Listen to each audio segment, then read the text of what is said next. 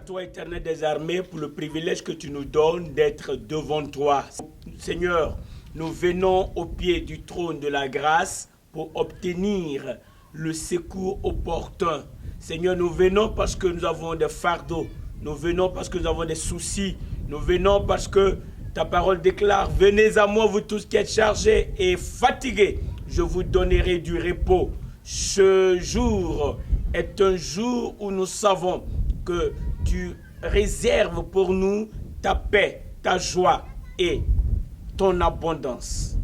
Donne-nous ta parole et guéris nos cœurs, pourvois nos besoins, manifeste ta gloire. Dans le nom de Jésus-Christ. Amen. Bonjour à tous, bienvenue à cette dévotion. Aujourd'hui encore, nous continuons notre étude de la parole de Dieu, notre méditation de la parole de Dieu. Nous devons méditer la parole car c'est la source de notre vie. La parole de Dieu, c'est la révélation de Dieu à nous. Dieu se révèle à nous pour que nous puissions le connaître, pour que nous puissions faire sa volonté. Quand tu entends la parole, applique-toi à réfléchir sur cette parole, mais en plus à la mettre en pratique. Aujourd'hui, dans Actes, le chapitre 3, le verset 17 et le verset 18, nous lisons « Maintenant, frères, je sais que vous avez agi par ignorance, tout comme vos chefs, mais Dieu a ainsi accompli ce qu'il avait annoncé d'avance par la bouche de tous les prophètes, à savoir que son Messie devait souffrir. » Voilà cette parole qui fait partie du discours de Pierre lorsqu'il était amené à aider ce grand peuple, ce public qui était étonné après que le miracle se soit produit. Alors Pierre insiste sur un fait, la vie de Jésus-Christ. Donc le secret de ce miracle, c'est qu'il y a un pouvoir dans le nom de Jésus, puisque à la vérité, c'est ce que Pierre a fait. Il a utilisé le nom de Jésus-Christ. Il l'a utilisé parce que lui-même, il a reçu Jésus et il croyait en Jésus-Christ. Il croyait les paroles prononcées, les promesses faites par le Seigneur Jésus. Quand il est ressuscité, il a dit « À mon nom, voici les miracles qui vont accompagner ceux qui auront cru. Ils feront des miracles. Ils vont imposer les mains sur les malades. Ils seront guéris. Ils vont chasser les démons. » Pierre, croyant, cela a pris Jésus-Christ au mot. Quand il a vu l'impotent, quand il a vu le boiteux, il a ouvert la bouche. Il a dit « Au nom de Jésus-Christ de Nazareth, lève-toi et marche. » Et il a agi. Il a aidé l'homme à se tenir debout. Miracle des miracles, les chevilles se sont affermies, les pieds étaient affermis. D'un seul, l'homme s'est levé et il a commencé à marcher. Les gens étaient étonnés. Et alors, Pierre retrace la vie de Jésus-Christ. Et ici, au verset 17, nous pouvons comprendre qu'il dit, écoutez, ce qui s'est passé, c'est que vous avez crucifié Jésus-Christ. Vous avez agi de la sorte par ignorance. Cela a attiré mon attention. Des êtres humains peuvent agir en toute ignorance. Mais Dieu va toujours accomplir son dessein, sa volonté, son plan pour l'humanité.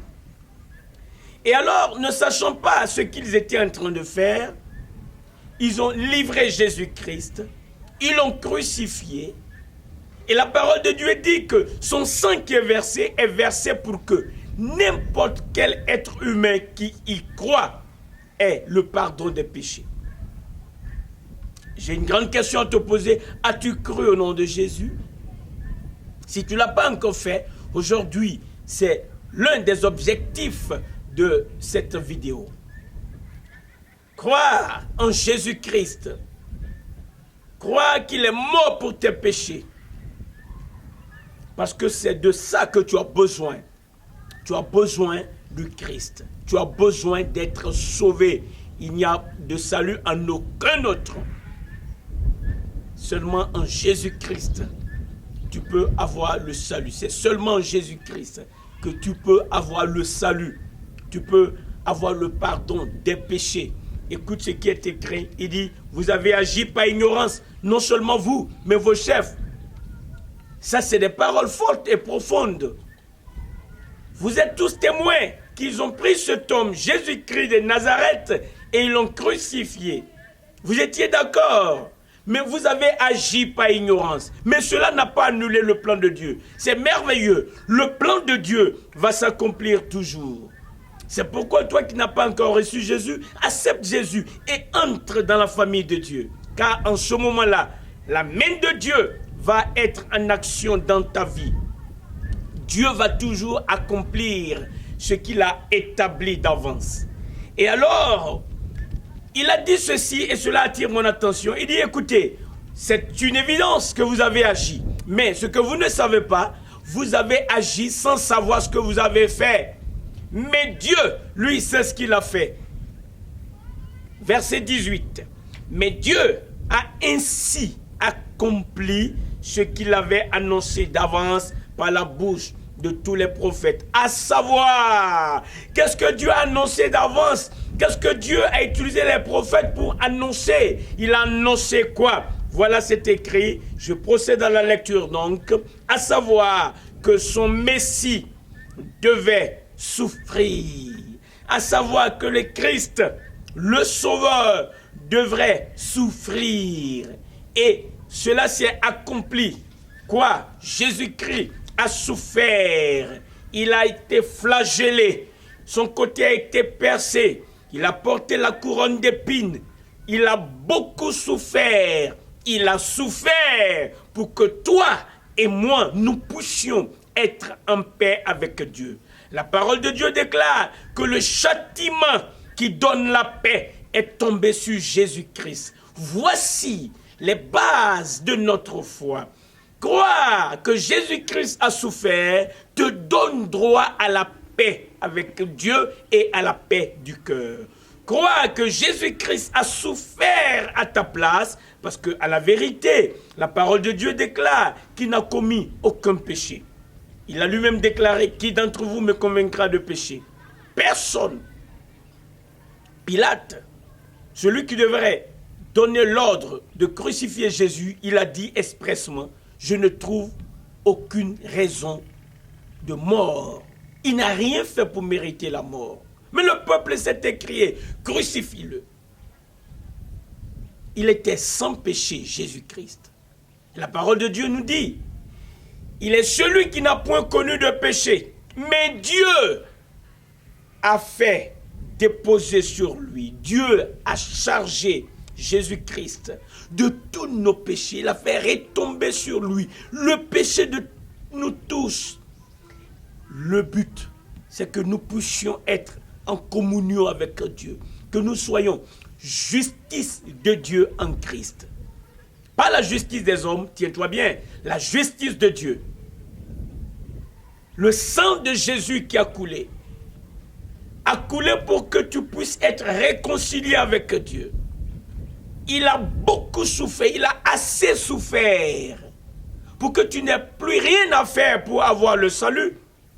Maintenant, tu dois savoir que ce fait a été accompli pour ton bien. Et c'est ce que Pierre disait à ce peuple. Il dit, ok, vous ne saviez pas ce qui s'est passé, mais nous avons la révélation. Dieu a dit par la bouche des prophètes que le Christ allait souffrir. Et voici, vous êtes témoins. Nous aussi, nous sommes témoins qu'il a souffert entre vos mains. Vous l'avez livré. Il a été crucifié. Son sang a coulé. Et la promesse par le prophète Ésaïe, Dieu a promis. Il a dit, le châtiment qui donne la paix est tombé sur Jésus-Christ. Par ses meurtrissures, nous sommes guéris. Voici la conviction que j'ai ce matin. En recevant Christ, tu reçois non seulement l'auteur de la vie, il te donne la vie éternelle, mais en plus, tu reçois le pardon des péchés. En plus, tu reçois la source de la paix en toi. Et en plus, puisqu'il a été blessé et que ses blessures produisent la guérison, en recevant Jésus, tu peux aussi t'attendre à un miracle de guérison. C'est la simple raison pour laquelle cet homme boiteux a pu marcher dans le nom de Jésus-Christ. Puisque par les blessures de Jésus, l'homme, tout homme peut être guéri simplement sur la base de la foi. Pierre a fait agir sa foi. Il a communiqué la foi à cet homme qui a répondu et Dieu a confirmé. Alléluia. Quand Jésus-Christ est ressuscité des morts, il a eu un temps avec ses disciples. Il leur est apparu. Les femmes qui sont venues annoncer la nouvelle, les autres disciples ont pensé que ces femmes étaient en train de dire des sottises. Mais Jésus-Christ s'est révélé à ses disciples. Cela a attiré mon attention quant à sa résurrection. Et à la vérité, cela attire notre attention. Puisqu'il leur a annoncé ce que les prophètes avaient dit à son sujet. Mais ils ne croyaient pas. Et cela était un cas très difficile qu'il fallait résoudre. Parce qu'ils ne pouvaient pas être des témoins si eux-mêmes, qui ont vécu avec Jésus-Christ, ne croient pas en sa résurrection. Donc le Seigneur a pris du temps pour les aider à comprendre que effectivement il est ressuscité.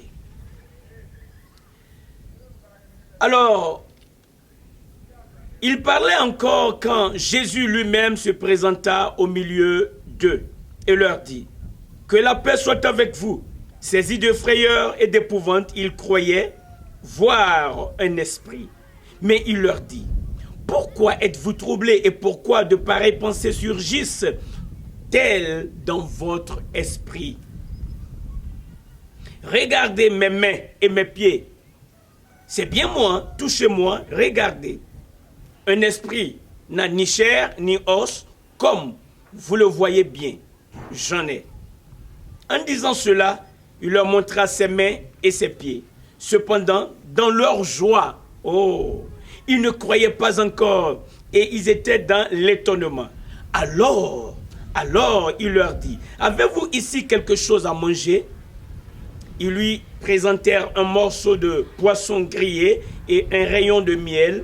Il en prit et en mangea devant eux. Tout ceci pour leur montrer que c'est bien lui, celui qu'ils ont vu être crucifié, celui qui a rendu l'esprit, celui qui a été enseveli, c'est bien lui, il est vivant, il est ressuscité. Ils l'ont vu souffrir, mais c'était difficile pour eux de croire en sa résurrection. Alors, il a mangé, ils ont vu qu'il a mangé. Verset 44. Puis il leur dit, c'est ce que je vous disais lorsque j'étais encore avec vous. Il fallait que s'accomplisse, écoute bien ceci, tout ce qui est écrit à mon sujet dans la loi de Moïse, dans les prophètes et dans les psaumes. Alors, il leur ouvrit l'intelligence afin qu'ils comprennent les Écritures.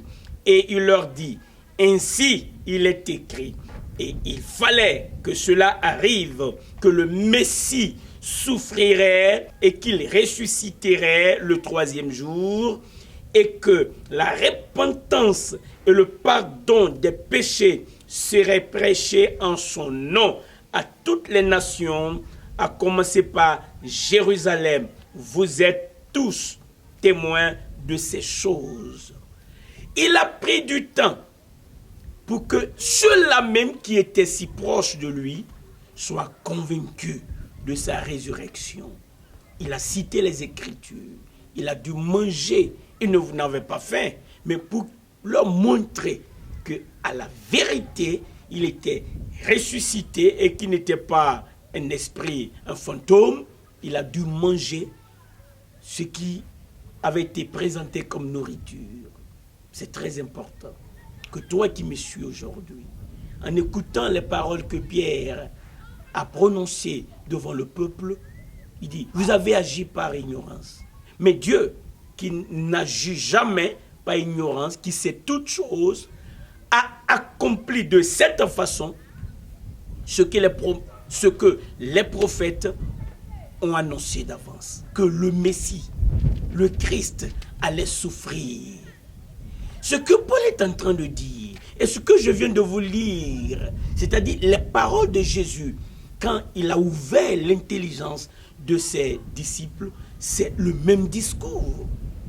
Pierre lui-même a écouté ce discours. Aujourd'hui, il annonce cela au peuple pour dire Dieu a accompli son plan. Jésus-Christ est le Messie, il est ressuscité.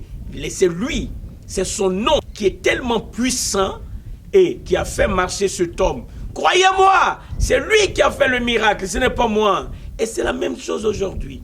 Nous sommes dans un monde troublé.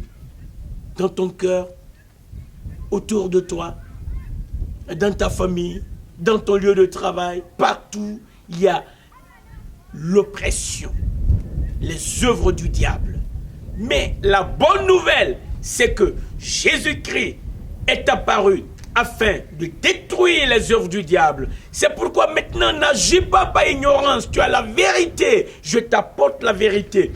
Dieu a annoncé cela par les prophètes, que le châtiment, la souffrance qui va donner la paix sera sur Jésus. Il a porté nos souffrances. Maintenant, nous pouvons attendre sa paix. Maintenant, tu peux attendre sa paix. La paix dans ton corps par la guérison. La paix dans ton esprit par la délivrance. La paix dans tes finances par la provision de Dieu. Il veut se manifester à toi. Mais tu as besoin de quitter l'ignorance.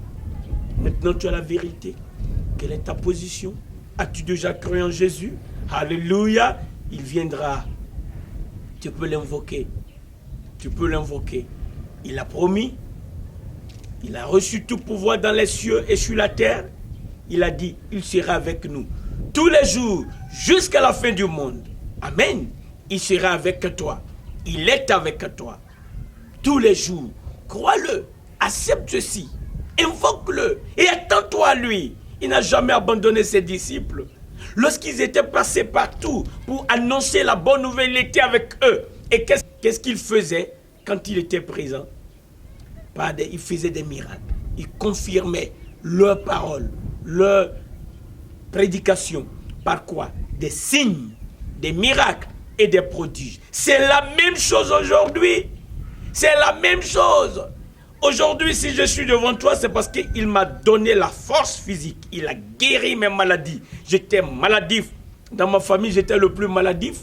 Mais maintenant, je suis en bonne santé. Alléluia. Parce que Jésus-Christ a détruit toutes les maladies en moi. Ah oui, j'avais hérité des maladies de mon père. Mais maintenant, je suis délivré. Alléluia. Tous ceux qui me connaissent savent que j'étais maladif. Un enfant maladif, maigre, sans espoir. Mais Christ, mon sauveur, m'a délivré. Alléluia, alléluia. Et je ne pourrais pas vous raconter combien de personnes ont été guéries. Aujourd'hui, si tu écoutes ce message, je t'invite à accepter Jésus. Je ne suis pas venu pour t'annoncer des fables. Pierre a dit à des personnes, à des êtres humains, à tout un peuple, il dit, vous avez agi par ignorance. Non seulement vous, mais également vos chefs.